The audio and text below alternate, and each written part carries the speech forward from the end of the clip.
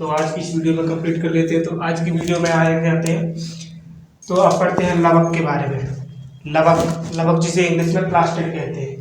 तो लवक की खोज सबसे पहले हैकेल ने की, और हैकेल ने खोज के बाद इसका नामकरण किया सिम्पर ने।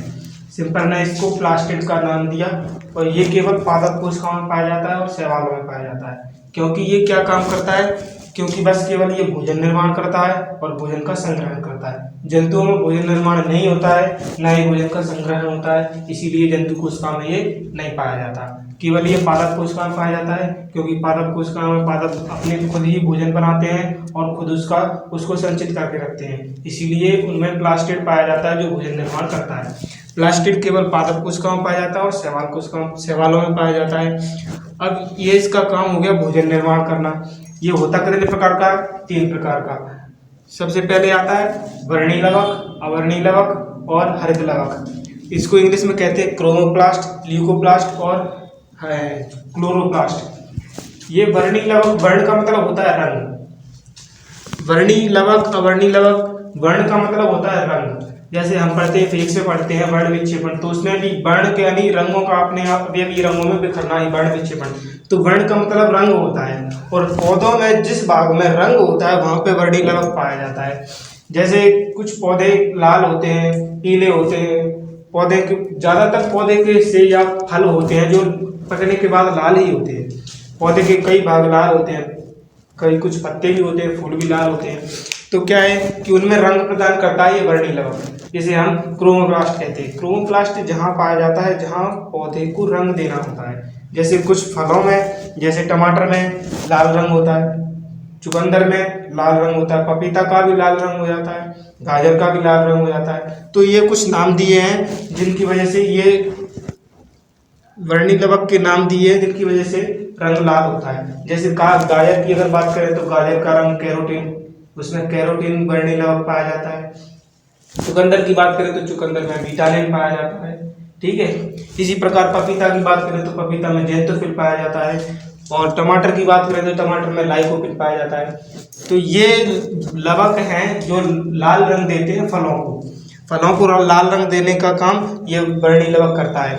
अगर इनको याद रखना हो तो कुछ ऐसे हैं ट्रिक होती है, जैसे लाल टमाटर खाऊंगा मोटा बन के जाऊंगा। तो लाल टमाटर क्या होता है, लाल होता है। लाल से आप याद कर सकते हो टमाटर लाल, और लाल से लाइकोपिन, लाल फॉर लाइकोपिन। ऐसे ये और गाजर का है, गाजर को इंग्लिश में कैरोट बोलते हैं। तो कैरोट यानी गाजर, तो गाजर को कैरोट बोलते हैं, कैरोट का कैरोटीन बन जाता है। तो कुछ ट्रिक हैं जिनसे याद कर सकते हैं, वरना फिर सीधे सीधे तो याद करना ही है, ठीक है। तो ये हो गया वर्णी लवक। एक बार रिपीट करेंगे कि चुकंदर का विटामिन, टमाटर का लाइकोपिन, और गाजर का कैरोटीन, और पपीता का ज़ैंथोफिल। इस तरह से ये वर्णी लवक पाए। चलिए, तो ये हो गया क्रोमोप्लास्ट। अब आते हैं ल्यूकोप्लास्ट पर। ल्यूकोप्लास्ट यानी हिंदी में कहते हैं अवर्णी। अब जिसके आगे आ जाता है वो उसका उल्टा हो जाता है। वर्णी का मतलब रंग वाला, तो अवर्णी का मतलब बिना रंग वाला। यानी जिस भाग में पौधे के जिस भाग में कोई रंग नहीं होता वहां पर ये अवर्णी लवक पाया जाता है, यानी बिना रंग देने वाला। जिस भाग में पौधे का रंग नहीं होता वहां पर अवर्णी लवक पाया जाता है। बात करें तो ये अवर्णी लवक जहाँ पाया जाता है ना, वहां पे सबसे ज्यादा भोजन संचित रहता है, यानी भोजन का संग्रहण सबसे ज्यादा वहीं होता है जहां पर अवर्णी लवक पाया जाता है।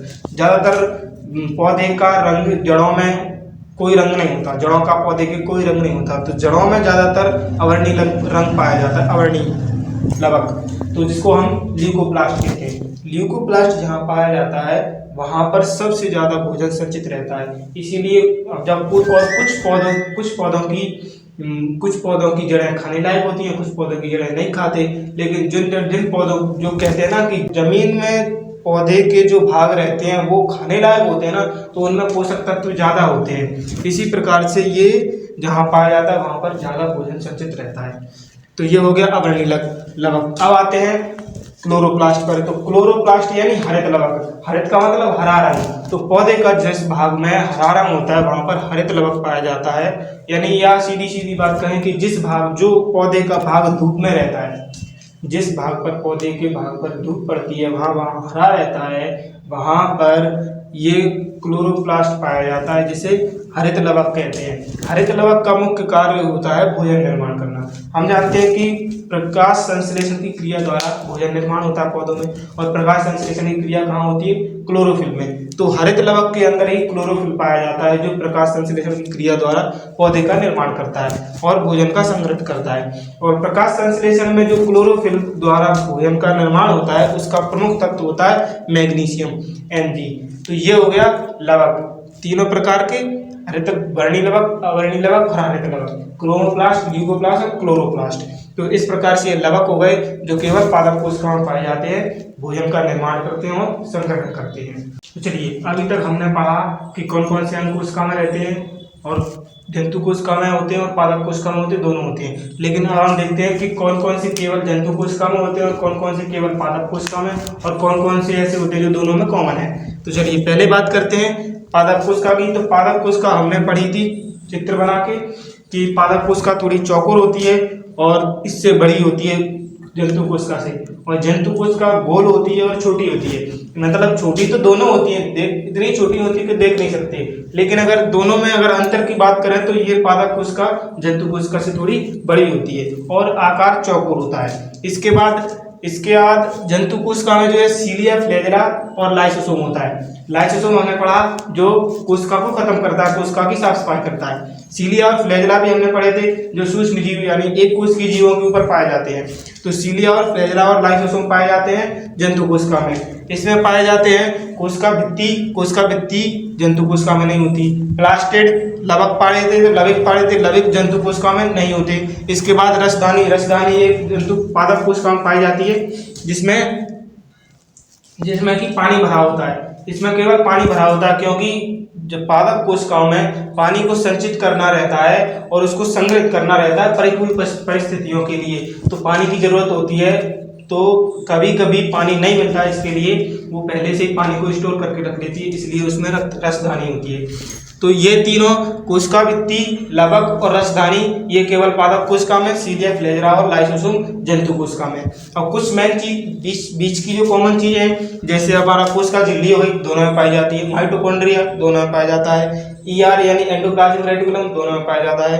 गोल्गी बॉडी दोनों में, राइबोसोम दोनों में, और सेंट्रोसोम केंद्रक और जीवद्रव्य सब दोनों में पाए जाते हैं। तो इस प्रकार से ये कोशिका का जंतु कोशिका और पादप कोशिका में अंतर है। ये अंतर हो गए कोशिका में, और ये कॉमन चीज हो गई कोशिका में, जंतु कोशिका में और पादप कोशिका में।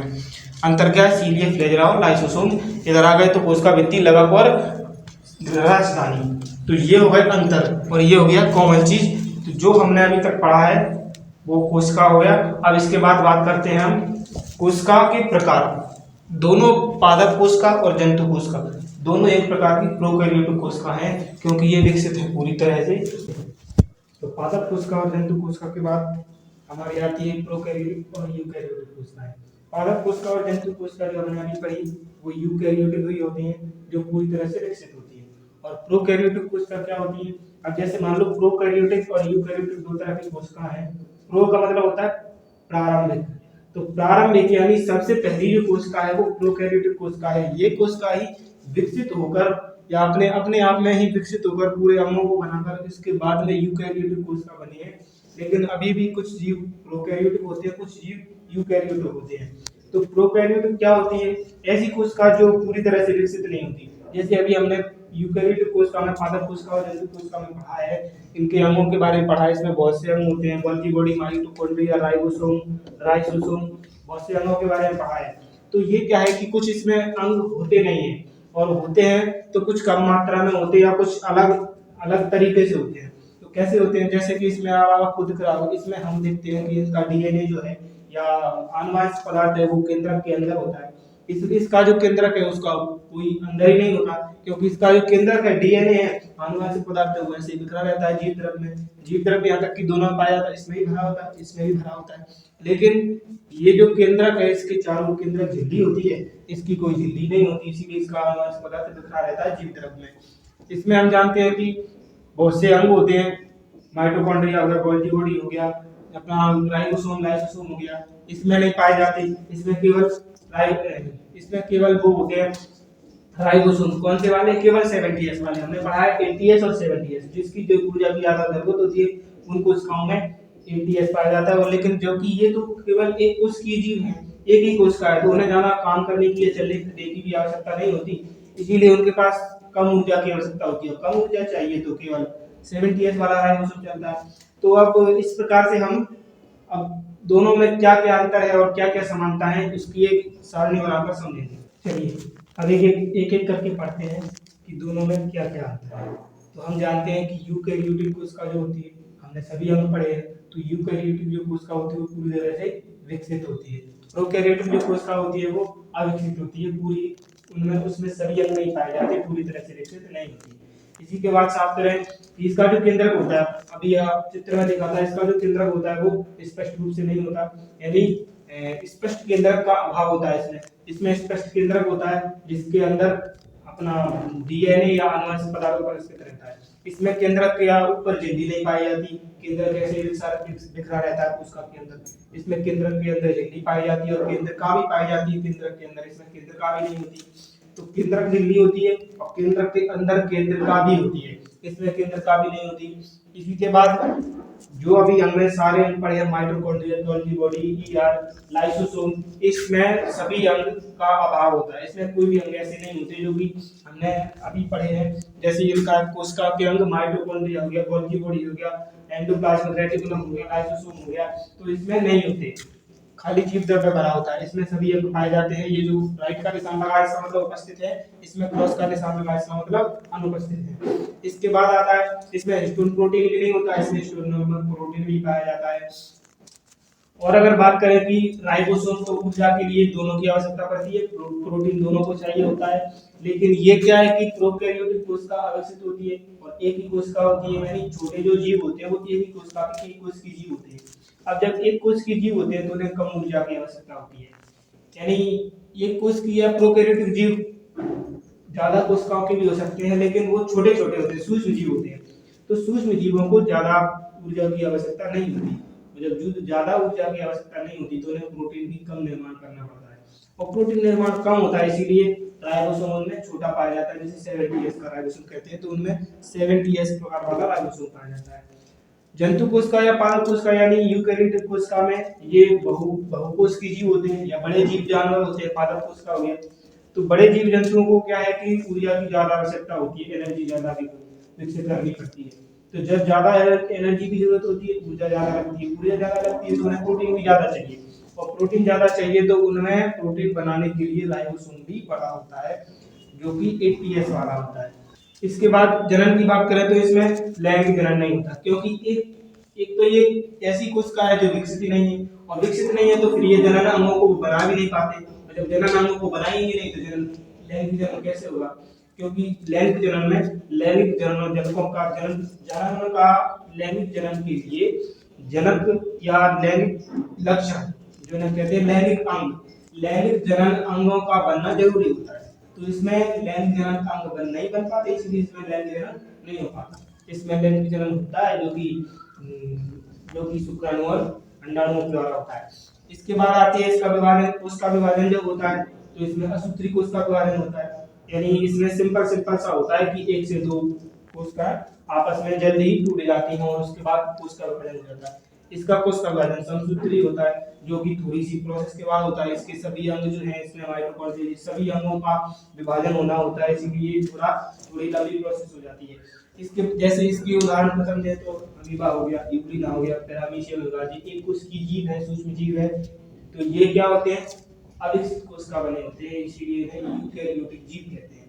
पादप कोशिका, जंतु कोशिका या बड़े बड़े जीव हो गए, उनकी कोशिका को नहीं, ये अमीबा हो गया, पैरामीशियम हो गया, इन्हें प्रोकैरियोटिक जीव कहते हैं क्योंकि ये सूक्ष्म जीव है। इसी तरह से पादप कोशिका हो गई, जंतु कोशिका हो गई, बड़े बड़े जीव हुए, उनकी कोशिका प्रोकैरियोटिक कोशिका होती है। तो यहाँ तक हमारा कोशिकाओं का अंतर खत्म होता है। अब हम पढ़ेंगे कोशिका के अंदर की आनुवंशिक चीज।